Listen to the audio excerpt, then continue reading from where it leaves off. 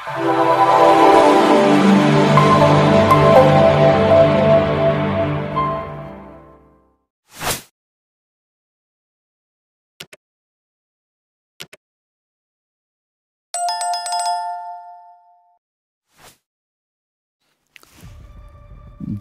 मुजाहिद। आइए साहिबान, इस सनसनीखेज दास्तान की किस्त नंबर 2 की तरफ बढ़ते हैं। घर वापस जाते हुए सिकंदर सोच रहा था कि नादिर के ज़रिए मिलने वाली खुशखबरी कहीं शराब साबित ना हो। बूढ़ी माँ ने उसके चेहरे से अंदाज़ा लगा लिया था कि आज उसका लखते जिगर कदरे खुश है। बोली, बेटा खुदा का शुक्र है कि तुम्हारे चेहरे पर भी इत्मीनान के आसार नज़र आए। मेरा ख्याल है कि तुम्हें नौकरी मिल गई। सिकंदर पुरजोश मगर दुखी लहजे में बोला, मिली तो नहीं मगर मिलने की उम्मीद है। दुआ करो माँ, अगर इतनी अच्छी मुलाजमत मिल गई तो सारे दिल दर्द दूर हो जाएंगे। माँ ने उसकी पुश्त सहलाते हुए कहा, बेटा खुदा बड़ा कारसाज है, उसके घर में देर है अंधेर नहीं। सिकंदर बोला, नहीं माँ, ये तो मैं नहीं मानूंगा। अब तक का मेरा तजुर्बा तो यही है कि उसके घर में देर ही नहीं अंधेर भी है। माँ बोली, तौबा करो बेटा, ऐसी बात नहीं कहते। शाम 4 बजे ही नहा धोकर साफ सुथरा लिबास पहनकर सिकंदर रवाना हो गया। रास्ते में 2 वैगनें बदलकर करीब 5 बजे वो गुलशन इकबाल पार्क के बैरूनी दरवाजे पर मौजूद था। सितंबर का महीना होने के बाद मौसम में शिद्दत नहीं थी। खासे लोग अपने बच्चों समेत टिकट खरीद कर पार्क में जा रहे थे।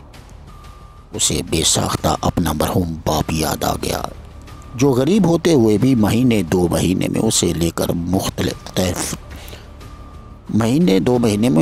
लेकर मुख्तलिफ तफरीही पार्कों में ले जाता और आइसक्रीम वगैरह खिलाता। मगर आज वो मट्टी ओढ़कर हमेशा की नींद सो चुका था।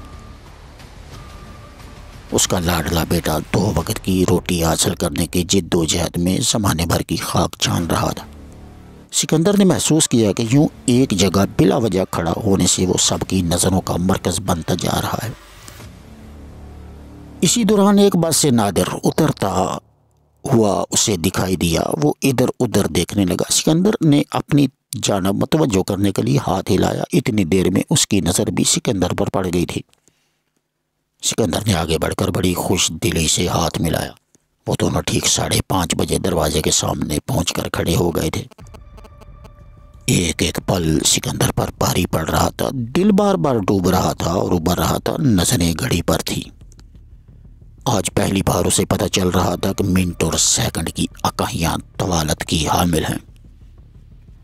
वक्त गुजरने के साथ दिल की धड़कनों की रफ्तार डूबने लगी। घड़ी की सुइयां जो जो आगे बढ़ रही थी, उस पर नाउम्मीदी गालिब आती जा रही थी। बज़ाहिर नादिर भी परेशान होने की अदाकारी कर रहा था। 6 बजे वो मुकम्मल तौर पर नाउम्मीद हो गया। नादिर का कंधा हिलाते हुए बोला, मेरा ख्याल है वो अब नहीं आएगा। मुझे पहले ही ये बात बड़ी अजीब सी लग रही थी कि किस्मत की देवी यूं अचानक कैसे किसी पर मेहरबान हो सकती है। वो दोनों आहिस्ता आहिस्ता वहाँ से हटने लगी। नादिर अपनी कारकर्दगी से बहुत मुतमईन था। उसे इल्म था कि आने वाले ने जानबूझकर ताख़ीर की है ताकि सिकंदर की आतिशे शौक मज़ीद भड़क उठे और अगर उसके जहन में एहतियात की कोई रमक बाकी भी है तो वो भी ख़त्म हो जाए। और हकीकतन यही कुछ हो रहा था। वो थोड़ा आगे बढ़े तो नादिर अचानक रुक गया। उसकी नज़रें सड़क के दूसरी जानब मरकूज़ थीं। वो सिकंदर की तरफ झुकते हुए बोला, वो आ गया है, वो देखो। सिकंदर को लगा जैसे उसे कारून का ख़जाना मिलने की नवीद सुनाई गई है। जल्दी से बोला, मैंने तो उसे पहले देखा ही नहीं। अलबत्ता क्या तुम्हें यकीन है कि ये वही शख्स है? इसी दौरान नादिर उसे लिए हुए सड़क के किनारे खड़ी कार की तरफ बढ़ा। कार की खिड़की खोले ड्राइविंग सीट पर एक अधेड़ उम्र आदमी बैठा हुआ था। उसने उन्हें हाथ के इशारे से अपने पास बुलाया और उन दोनों के लिए पिछला दरवाज़ा खोल दिया। उनके बैठने के बाद नादिर से बोला, कहो भाई, क्या हाल है और ये दूसरा कौन है? नादिर मुअद्दब लहजे में बोला, जनाब हम तो नाउम्मीद हो गए थे। उस आदमी ने दोबारा पूछा, तुमने मेरी बात का जवाब नहीं दिया, ये साहिब कौन है? नादिर बोला, جی یہ میرا دوست ہے اور میری طرح انتہائی پریشان ہے، یہ بیچارہ بھی نوکری حاصل کرنے کے لیے مہینوں سے در بدر پھر رہا ہے، اگر آپ مہربانی کر کے اسے بھی میرے ساتھ کام دلا دیں تو۔ اسی دوران اس آدمی نے ایک ریسٹورنٹ کے باہر گاڑی روک کر 3 آئس کریمیں منگوائی اور وہ گاڑی میں ہی بیٹھ کر آئس کریم کھانے لگے۔ اب اطمینان سے مجھے اپنے بارے میں بتاؤ۔ نادر تو خیر پہلے ہی اپنی بابت سے کچھ بتا چکا ہے، ظاہر ہے اس کا مخاطب سکندر ہی تھا۔ سکندر نے پر امید نگاہیں اس پر ڈالتے ہوئے اپنی تمام رام کہانی اس کے گوش گزار کر دی۔ وہ درمیان میں کہیں کہیں مختلف سوال بھی کرتا چلا گیا۔ اپنی بات ختم ہونے کے بعد سکندر امید و بھیم کی ملی جلی کیفیت سے اس کی جانب دیکھنے لگا۔ کچھ دیر خاموش رہنے کے بعد وہ پرخیال انداز میں بڑبڑایا، ہوں واقعی تم ضرورت مند ہو اور ہمدردی کے مستحق بھی،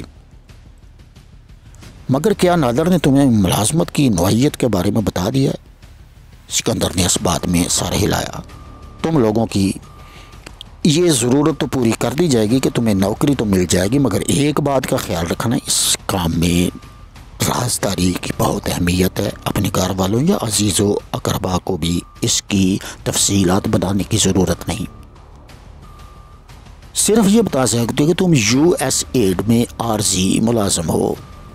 تم دونوں کو 4,500 روپے ماہانہ تنخواہ ملے گی، اس کے علاوہ میڈیکل اور کنوینس الاؤنس کی مد میں خاصی سہولتیں ہیں، اور ہاں اگر کام ایمانداری سے کرو گے تو آگے بڑھنے کے بہت سے مواقع میسر آئیں گے۔ سکندر پر تو شادی مرگ کی کیفیت طاری ہو گئی تھی۔ نادر نے بھی بہت خوشی کا اظہار کیا۔ اتنی دیر میں گاڑی پرانی وضاقتہ کی ایک کوٹھی میں داخل ہو گئی، جس کے اندر ایک طرف یونیسیف کا چھوٹا سا بورڈ لگا ہوا تھا۔ ایک دفتر نما کمرے میں لا کر دونوں کو بٹھا دیا گیا۔ ملازم چائے اور دیگر لوازمات لے آیا۔ چائے پینے کے دوران اس شخص نے دونوں کو ایک فارم دیا جس پر ان کے دستخط کروائے گئے۔ خوشی کی زیادتی نے سکندر کو فارم پر چھپی ہوئی عبارت پڑھنے کی مہلت ہی نہ دی۔ بعد میں اس نے دونوں کو 5,000 روپے پکڑاتے ہوئے کہا، یہ تم دونوں رکھ لو، یہ رقم تمہاری تنخواہ سے نہیں کٹے گی، البتہ ملازمت درمیان میں چھوڑنے پر یہ پیسے واپس لوٹانے ہوگے۔ تم دونوں کی حالت بہت زیادہ پتلی لگ رہی ہے، فی الحال اس سے خرچ چلا لینا اور کل صبح سے یہاں آ جانا، تمہیں تمہارا کام سمجھا دیا جائے گا۔ یہ بات اس بات کا اشارہ تھی کہ ملاقات ختم ہو گئی ہے۔ سکندر نے اٹھ کر اس فرشتہ نما انسان سے ہاتھ ملایا اور نادر کے ساتھ باہر نکل گیا۔ گھر میں داخل ہوتے ہی اس کی چال میں عجیب سی تمکنت تھی۔ بوڑھی ماں مٹھائی کا ڈبہ دیکھ کر بنا بتائے سمجھ گئی کہ اس کا سبب کیا ہے۔ اس نے فوراً اٹھ کر شکرانے کے نوافل ادا کیے۔ اس کے بعد سکندر کی چمکتی ہوئی آنکھوں میں جھانکتے ہوئے نوکری کی تفصیلات اور تنخواہ وغیرہ کے بابت استفسار کیا۔ سکندر 4,000 روپے ماں کی طرف بڑھاتے ہوئے بولا، ماں آج تو میں بھی تمہاری اس بات کا معترف ہو گیا کہ خدا کے گھر میں اندھیر نہیں ہے۔ ماں کے چہرے پر تشویش کے آثار دیکھ کر بولا، ماں لگتا ہے تمہیں اتنی خوشی نہیں ہوئی جتنی ایسے مواقع پر ہونی چاہیے۔ جھریاں زدہ چہرہ اوپر اٹھاتی ہوئی ماں بولی، نہیں بیٹے، تمہاری کامیابی پر مجھ سے بڑھ کر کون خوش ہو سکتا ہے، مگر جانے کیوں مجھے کچھ عجیب سا لگ رہا ہے، اتنی بڑی تنخواہ والا کام، پتہ نہیں میرا دل آج کیوں ڈر سا رہا ہے۔ سکندر کہا لگاتے ہوئے بولا، یہ ماؤں کے دل بھی عجیب شے ہوتے ہیں، ہر بات میں تشویش کا کوئی نہ کوئی پہلو نکال لیتے ہیں۔ اریما، ہم نے تکلیفیں بھی تو اتنی اٹھا لی ہیں کہ تم خود ہی تو کہتی ہو کہ صبر کا پھل میٹھا ہوتا ہے۔ رہی اتنی تنخواہ کی بات، تو ماں تم جانتی نہیں ان غیر ملکی اداروں کا بجٹ بہت بڑا ہوتا ہے۔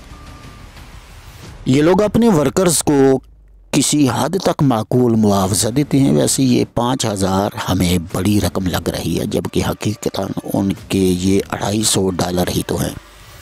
یہ سن کر ماں بھی کسی حد تک مطمئن ہو گئی۔ اگلے روز سے سکندر نے اس پرانی کوٹھی میں جا کر کام کرنا شروع کر دیا۔ اس کے ذمہ پہلے تو یہ کام لگایا گیا کہ تمام غیر ملکی اور ملکی جرائد و اخبارات میں چھپی ہوئی مسلح افواج اور دیگر دفاعی تنصیبات کے بارے میں خبریں، مضامین اور اداریوں وغیرہ کی کٹنگ کر کے مختلف فائلوں میں جمع کرے۔ وہ یہ کام بڑی محنت اور لگن سے انجام دیتا رہا۔ کبھی کبھار نادر بھی آ جاتا۔ اس نے بتایا کہ اس کے ذمہ چند دیگر کام لگائے گئے ہیں، ان کا باس وہی ادھیڑ عمر آدمی بٹی صاحب تھے۔ ایک ماہ بعد سکندر کو ایک لسٹ فراہم کی گئی جس میں مسلح افواج کی تمام کورس، ڈویژن، بریگیڈز اور بٹالین وغیرہ کے نام اور فارمیشن نشانات موجود تھے۔ اسے کہا گیا کہ انہیں اچھی طرح ذہن نشین کر لے۔ ایک ہفتے بعد بٹی صاحب نے اس کا تحریری اور زبانی ٹیسٹ لیا جس میں وہ نمایاں طور پر کامیاب رہا۔ اس کے ساتھ ہی اس کی فیلڈ ڈیوٹی شروع ہو گئی۔ اسے کہا گیا کہ وہ لاہور اور گرد و نواح میں موجود تمام فوجی یونٹوں کی معلومات حاصل کرے کہ کون سی یونٹ کہاں تعینات ہے۔ اس مقصد کے لیے اسے موٹر سائیکل بھی فراہم کر دی گئی۔ چند روز کام کرنے کے بعد اسے محسوس ہوا کہ وہ خاطر خواہ کامیابی حاصل نہیں کر پا رہا۔ اس سلسلے میں اس نے بٹی صاحب کے سامنے مختلف تجاویز پیش کیں جنہیں سن کر وہ آش کر اٹھا اور سکندر کے زرخیز ذہن کی بہت داد دی۔ سکندر کی تجویز کے مطابق اسے ایک بڑے قومی اخبار کی جانب سے پریس کارڈ جاری کروا دیا گیا جس کے مطابق سکندر اس اخبار میں فیچر رائٹر کی حیثیت سے ملازم تھا۔ یہ کارڈ حاصل کرنے کے لیے کون سی حکمت عملی اختیار کی گئی اس سے سکندر آگاہ نہیں تھا۔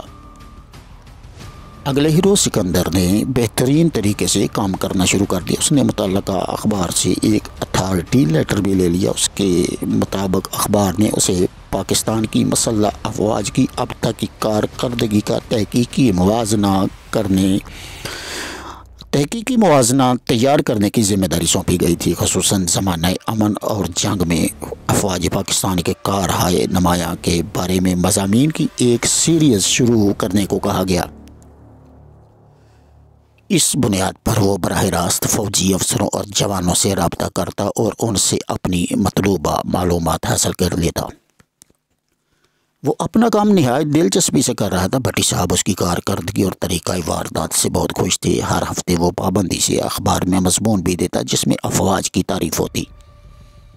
آہستہ آہستہ اس کی ذمہ داریوں کی نوعیت تبدیل ہوتی جا رہی تھی۔ اب اسے کہا گیا تھا کہ وہ متعلقہ یونٹ کے زیر استعمال اسلحہ کی تفصیل، فوجی مشقوں اور مستقبل کی عزائم کی بابت بھی بالواسطہ معلومات حاصل کرے۔ اسے یہ بات کھٹکی ضرور تھی مگر اس نے اپنی کارکردگی میں کمی نہ آنے دی۔ اس قسم کے بعض انٹرویو کے دوران بعض ذہین فوجی افسران نے اس کے سوالات پر ناک منہ چڑھاتے ہوئے اسے متنبہ بھی کیا کہ وہ اپنی صحافتی حدود سے باہر نکل رہا ہے جس کا اسے خمیازہ بھگتنا پڑ سکتا ہے۔ 1 سال کے اندر وہ اچھا بھلا صحافی بن گیا۔ معاوضہ بھی دگنا کر دیا گیا تھا۔ بٹی صاحب اس کے کام سے بے حد خوش تھے کیونکہ اس نے کئی اہم دفاعی دستاویزات لا کر ان کے حوالے کی تھی۔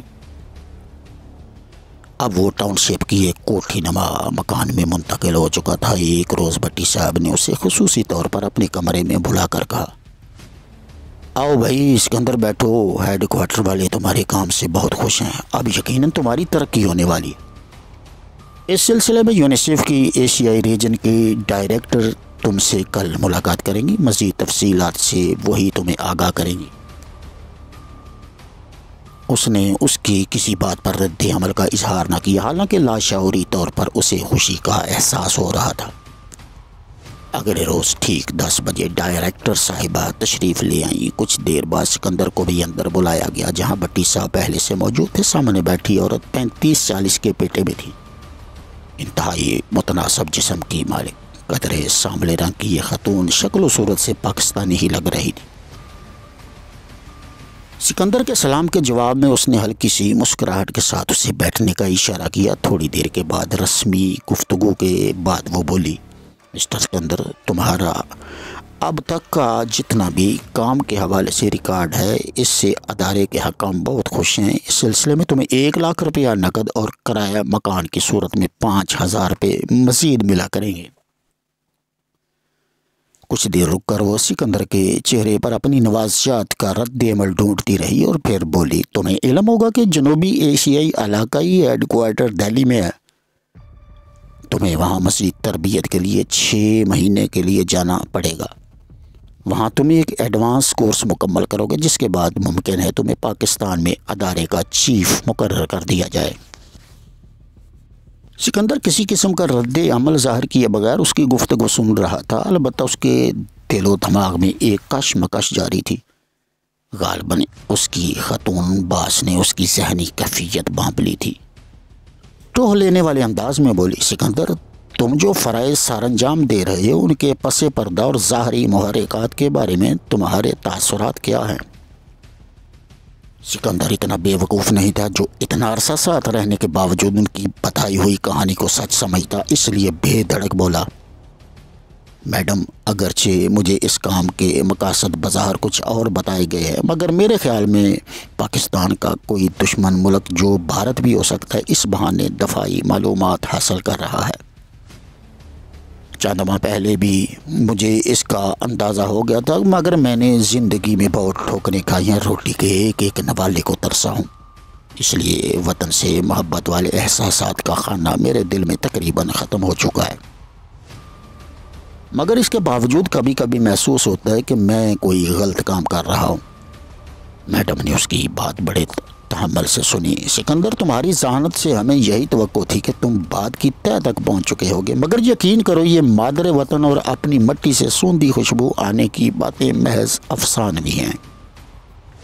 دراصل پیسہ ہی دین، دھرم، دھرتی سب کچھ ہے، لہٰذا ہمیں توقع ہے کہ تم کبھی ان سطحی قسم کے جذبات کا شکار نہیں ہوگے۔ اس کے علاوہ میں یہ بتانے میں بھی کوئی جھجک محسوس نہیں کرتی کہ گزشتہ 1.5 سال کے دوران تم اپنے اس ملک کے خلاف اتنا لکھ چکے ہو، اتنا کر چکے ہو کہ جس کی سزا دنیا کے کسی بھی قانون میں کم از کم پھانسی ہے۔ تمہاری تمام تر کارکردگی کی رپورٹ ہماری کمپیوٹر ڈسک میں موجود ہے۔ اگر کبھی کسی وقتی جذبے سے متاثر ہو کر ہمارا ساتھ چھوڑنا بھی چاہو گے تو یہ ڈسک یہاں کی پولیس اور فوج کے حوالے کر دی جائے گی، جس کے بعد تم خود اپنے انجام کے بارے میں سوچ سکتے ہو۔ یہ سن کر سکندر کے چہرے پر کئی تاثرات آئے۔ چند لمحوں کی خاموشی کے بعد بولا، میڈم، مجھے نہیں معلوم کہ آپ کو اس قسم کی دھمکیوں کی کیا ضرورت پیش آ گئی ہے، جبکہ میں خود ہی رضاکارانہ طور پر آپ کی اس دلدل میں گردن تک دھنس چکا ہوں اور مجھے اس پر کوئی پچھتاوا بھی نہیں۔ البتہ اگر کبھی ایسی نوبت آئی کہ جس کا آپ نے ذکر کیا ہے تو شاید آپ کی یہ دھمکی بھی زیادہ کارگر ثابت نہ ہو۔ میڈم خاصی دیر اس کی آنکھوں میں جھانکتی رہی، وہ اس کے لہجے کی مضبوطی سے بہت متاثر ہوئی تھی۔ لگتا ہے تم مضبوط اعصاب کے مالک ہو اور ہمیں بھی ایسے ہی آدمیوں کی ضرورت ہے۔ بہرحال 1 ہفتے میں تمہاری تمام سفری دستاویزات تیار ہو جائیں گی۔ آج 15 مارچ ہے اور تم 21 مارچ کو یہاں سے فلائی کرو گے۔ اور ہاں، میری باتوں کو محض دھمکی مت سمجھنا، کیونکہ اس عمر میں تمہاری ماں شاید تمہاری گرفتاری یا موت کا صدمہ برداشت نہ کر پائے۔